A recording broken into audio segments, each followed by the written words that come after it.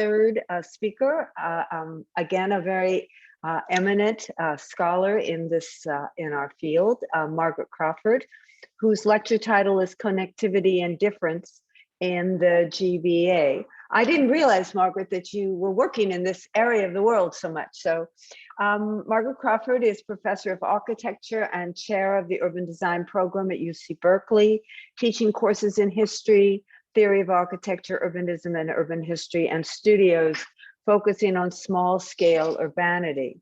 Her research focuses on the evolution, uses, and meanings of urban space. And again, just like similar to Miodrag, she has written and edited a large number of books, including Building the Working Man's Paradise, The Design of the American Company Towns, which examines the rise and fall of professionally designed industrial environments. She edited The Car and the City and Everyday Urbanism, and has published numerous articles on malls, public space, and in general, the American built environment. Her recent work has investigated the rapid and physical and social changes in China's Pearl River Delta. Prior to going to Berkeley, Margaret Crawford was professor of urban design and planning at the Harvard Graduate School of Design. And before that, she was the chair of history, theory, and humanities at USC. She has received numerous awards, including the Getty and let's see, I was just the Quadrant and Fulbright's scholarships. And we really are delighted that you're here with us, I guess, from Berkeley. I assume you're in another time zone. So welcome, Margaret Crawford, and thank you so much for joining us. Thank you. I will share my screen. Great. Let's see. Can you see me? Not yet. Oh, okay. Wait a second. I think let me go back. You didn't share. I can see you, but I can't see your screen. Never mind. Let me go back. Okay. Okay. I forgot to share. I can't believe it. I've been doing this for a whole year. I know, but just think, it's like 15 months. Okay. I think we're worn out. Yeah. Okay. Share screen. All right. I can do it now.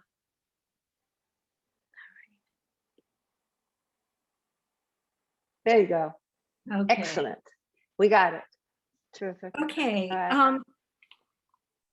All right. And I'm really following on to what Miodrag has presented, with one, I think, important exception is that I'm not going to mention the word public space. And I want to thank you, Miodrag, for clarifying some of the ways that we can think about it in the Greater Bay Area, because I was really struggling with that. And that's why I could never fully participate in the project. So yeah. So I'm also approaching this from a much narrower perspective. And I think you'll see that once I get started here, but I'm echoing in a way the structure that Miodrag presented. Maybe I'm obsessing about the words, such as making place, which I agree is a much more active way of thinking about creating space than placemaking, but and also the Greater Bay Area. So there's certainly many kinds of placemaking, and certainly in the Greater Bay Area, the dominant kind of placemaking I think we'll see is the top-down version. We may end up with connectivity here.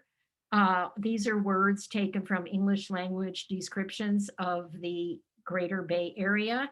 So it's important to remember that the Greater Bay Area is not actually a spatial description. It's a government initiative, and it's certainly just the latest attempt to unify and impose an integrated economic identity on a region that is actually marked by significant differences. This has already been said. And so the goal is to kind of smooth out many of these contradictions and obviously the usual goal of GPA as a determinant of successful placemaking. We'll see, obviously, this kind of uh, new placemaking. I think you use the same image there, Miodrag. Uh, Probably something maybe like the Tencent headquarters, a lot of infrastructure, a lot of intensive uh, construction. But even if we look at this plan, we see that there's a lot of empty areas left in it. It is certainly not a uniform coverage of the place formerly known as the Pearl River Delta. So the idea here is, I think, the buildings, in spite of the perhaps excellent architectural skills of firms like OMA, will still be generic and it will all suppress difference and the incredible differences that reign in the Pearl River Delta. So, but I think we all know from our investigations of especially Chinese urbanism that it often stops before it actually gets to the level of lived experience. And so where top-down ends, spaces for everyday urbanism appear in the nooks, crannies, and gaps that are left over. And in these areas, in these spaces, ordinary people look for opportunities, they take advantage of situations, and they find openings in environments like streets, markets, villages.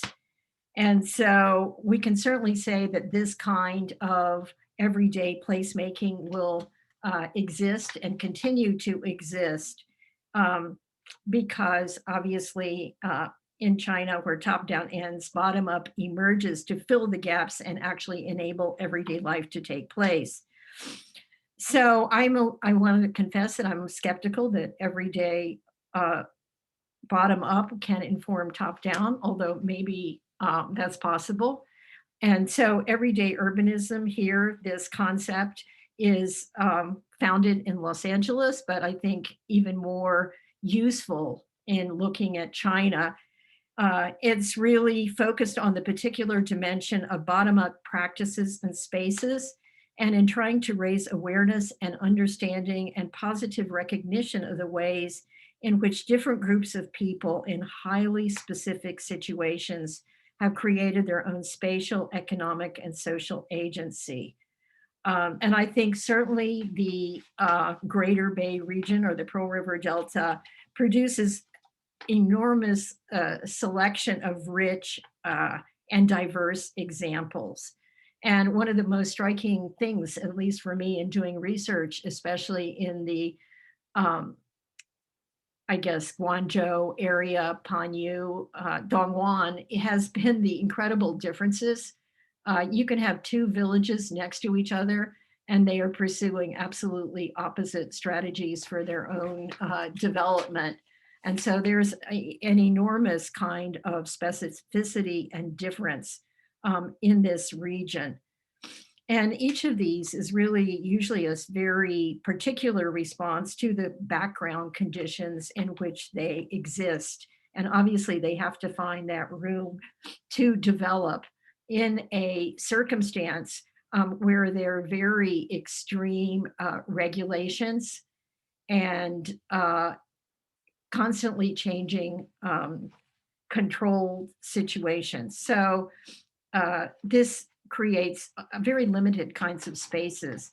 And that's why I'm not using the term of publics, et cetera, because the amount of people who actually, the number of people who actually can make spaces or places is very, very limited.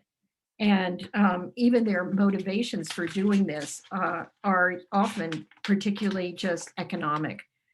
So just to show a few examples of what I'm talking about from my research and the research of my students here this is Baigang. Beigang Village. It is in the University Island, also known as the Higher Education Megacenter in Guangzhou. And after the fast track construction was completed, nothing more was done on the 10 universities that were placed there. And the construction project left many student needs unmet. So village developers and migrant entrepreneurs created this thriving commercial district with 200 small shops and restaurants. There are inventive combinations like the one in the middle here, which is a combination love hotel, cafe, and bicycle rental place. And even the students actually got into doing this. And this is a co-working space created by students um, and who got interiors made by Guangzhou Academy of Fine Arts students, creating this space where you can have a job interview, meetings, and other kinds of casual encounters that there's no place in the official university for. And this was a studio at Hong Kong U led by Dorothy Tang and Max Hirsch. Uh, Another interesting project is the Xiaofu Village in Guangzhou. And this is a Bingo Wu's dissertation research. And she revealed the complex building culture that developed as this village became an art destination and attracted new residents. So the village landlords and crews of migrant workers created multiple new types of dwellings that vastly expanded the repertoire of village living while staying within the very strict government frameworks that are imposed upon them. And I think you can see they actually, because the new artist residents really like traditional houses, they renovated traditional houses.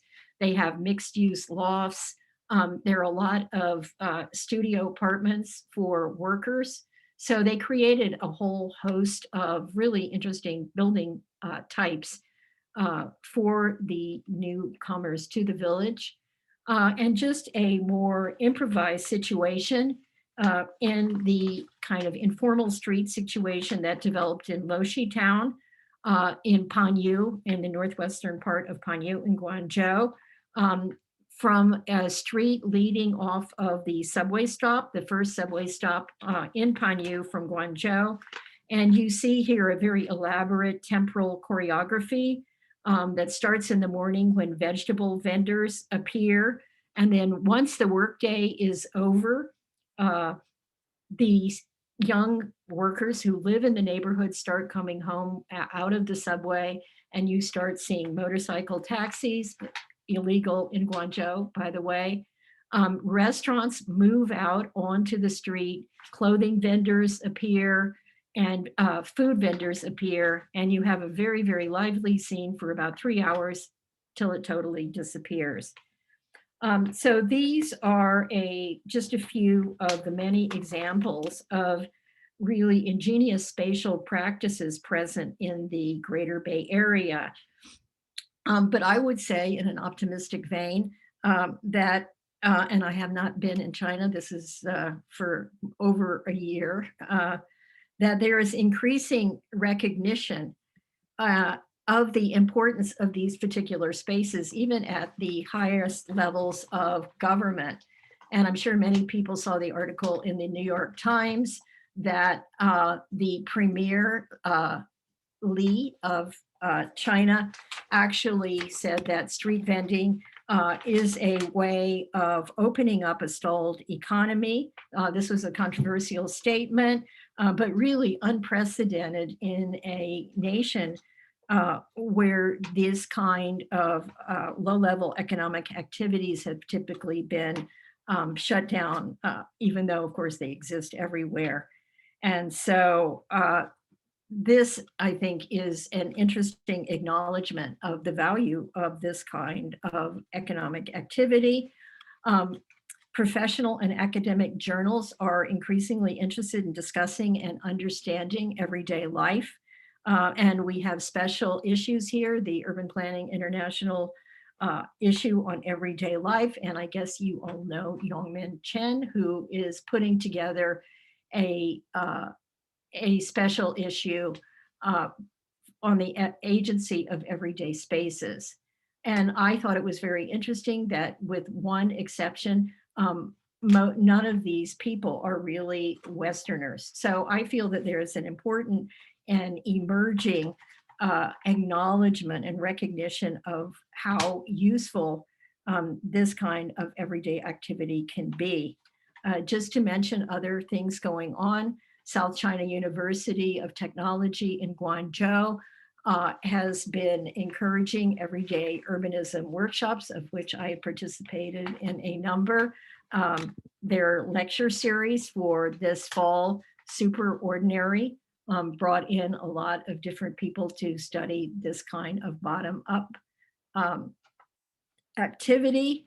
I should mention the work of Jason Ho, which has been really taken advantage of social media and with great success, in fact, to encourage large numbers of Chinese people, not simply design and planning students, but actually ordinary people, to reconsider their existing views about the value of these kinds of activities. Another category, which I think might be slightly different, and again, you can tell me, Francesco and Hendrik, is what I would actually call nudged or enabled projects that are also very grounded in the specificity of particular places. And I would include these two projects from Chinese U, in which really study and recognize the social potential of particular areas, and then employ tactical interventions to encourage more publicness and community interaction. And these are always really solidly located in the reality of different places in Hong Kong. Again, I would point out that in terms of specificity, Hong Kong is a very, very different circumstance than Guangzhou or Dongguan, and it lends itself to really different kinds of considerations and interventions. And then finally, another category, which would be a more specifically architectural intervention into everyday space. And I'm taking this example by Doreen Liu, that was in the Shenzhen Biennale again, which is I think, a very careful and sensitive intervention into a village environment that she carefully studied. So I'm interested in the expansion of the kind of everyday concept to in more professional realms, and what the premises of that are. And so this is basically what I'm hoping to learn and understand in this conference. Thank you.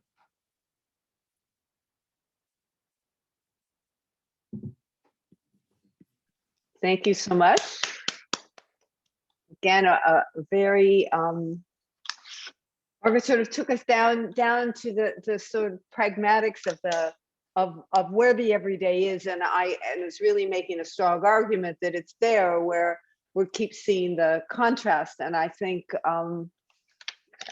we have a lot to talk about. I think that this brings up a lot of really important questions about what is really going on, and how we really talk about these very different levels all at the same time. That's what I'm beginning to really see. And our final